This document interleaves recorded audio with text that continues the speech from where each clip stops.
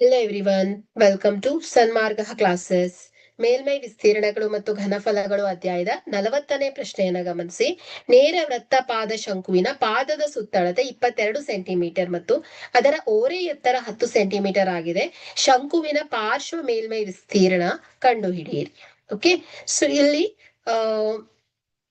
ನಿಮ್ಗೆ ಕೊಟ್ಟಿರುವಂತಹ ದತ್ತಾಂಶ ನೇರ ವೃತ್ತಪಾದ ಶಂಕುವಿನ ಪಾದದ ಸುತ್ತಳತೆಯನ್ನ ಕೊಟ್ಟಿದ್ದಾರೆ. ಪಾದ ಹೇಗಿದೆ? ವೃತ್ತಾಕಾರದಲ್ಲಿದೆ ಅಲ್ವಾ?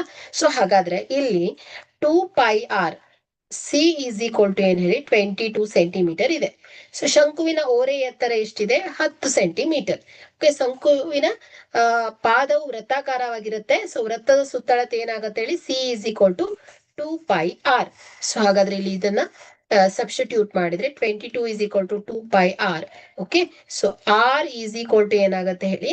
22 ಡಿವೈಡೆಡ್ ಬೈ 2 ಇಂಟು ಪೈ ಏನಾಗುತ್ತೆ? 22 ಡಿವೈಡೆಡ್ ಬೈ 7. ಸೊ ರೆಸಿಪ್ರಿಕಲ್ ಏನಾಗುತ್ತೆ? 7/22 ಆಗುತ್ತೆ.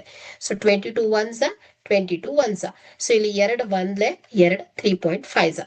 So R is equal to ಏನ್ ಬರುತ್ತೆ ಹೇಳಿ? 3.5 ಸೆಂಟಿಮೀಟರ್ ಬರುತ್ತೆ. ಓಕೆ, ಸೊ ಈಗ ಆರ್ ಗೊತ್ತಾಯ್ತು, ಎಲ್ ಕೂಡ ಕೊಟ್ಬಿಟ್ಟಿದ್ದಾರೆ.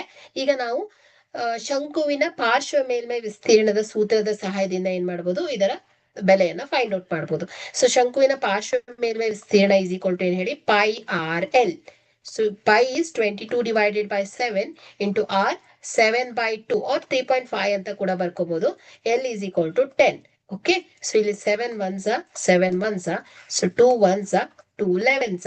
So curve surface area is equal to ಏನಾಗುತ್ತೆ? 110 ಸೆಂಟಿಮೀಟರ್ ಸ್ಕ್ವೇರ್ ಆಗುತ್ತೆ. ಓಕೆ, ಹಾಗಾದ್ರೆ ಇಲ್ಲಿ ಶಂಕುವಿನ ಪಾರ್ಶ್ವ ಮೇಲ್ಮೈ ವಿಸ್ತೀರ್ಣವು 110 ಸೆಂಟಿಮೀಟರ್ ಸ್ಕ್ವೇರ್ ಆಗಿದೆ. Okay, thank you.